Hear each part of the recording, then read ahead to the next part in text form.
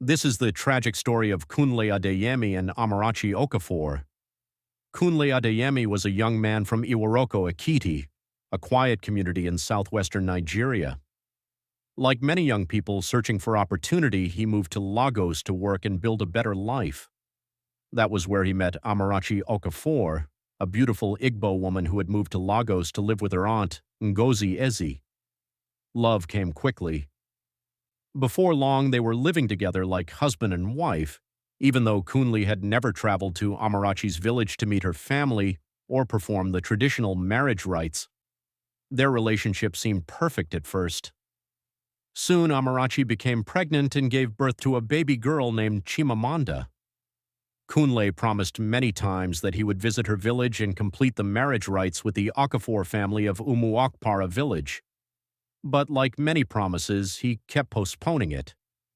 Years passed. Then Amarachi became pregnant again. But this time something terrible happened. During childbirth, Amarachi died while delivering their second baby girl, Somtachukwu.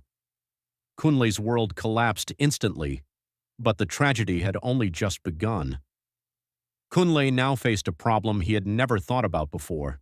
He did not know Amarachi's village. He had never met her parents.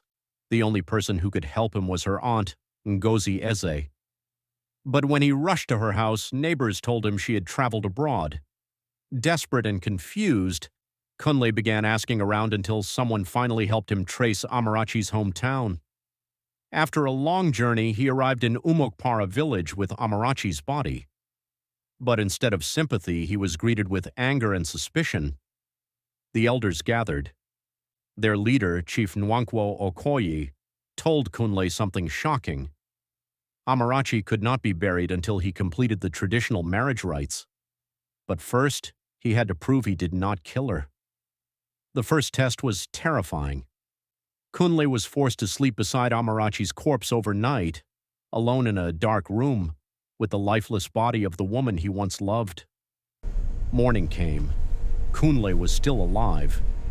But the elders demanded one more test. They forced him to wash Amarachi's dead body and then drink the water used to bathe her. Shaking with fear, Kunle drank it. Once again, he survived. Now convinced he was innocent, the elders finally agreed to perform the marriage rites.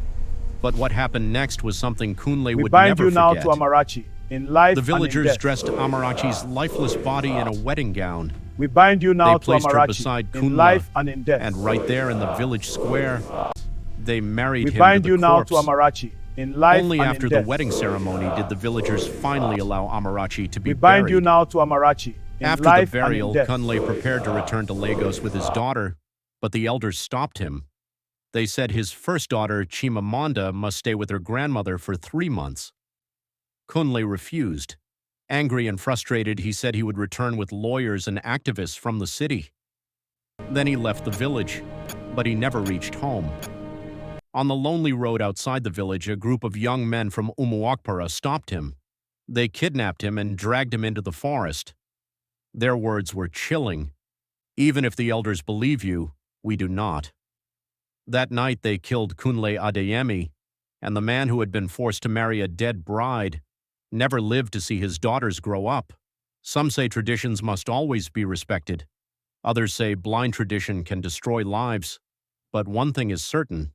Kunle Adeyemi's story is a tragedy that no one who hears it will ever forget. Oh, I will sing of the goodness of God. Oh, I will sing of the goodness of God.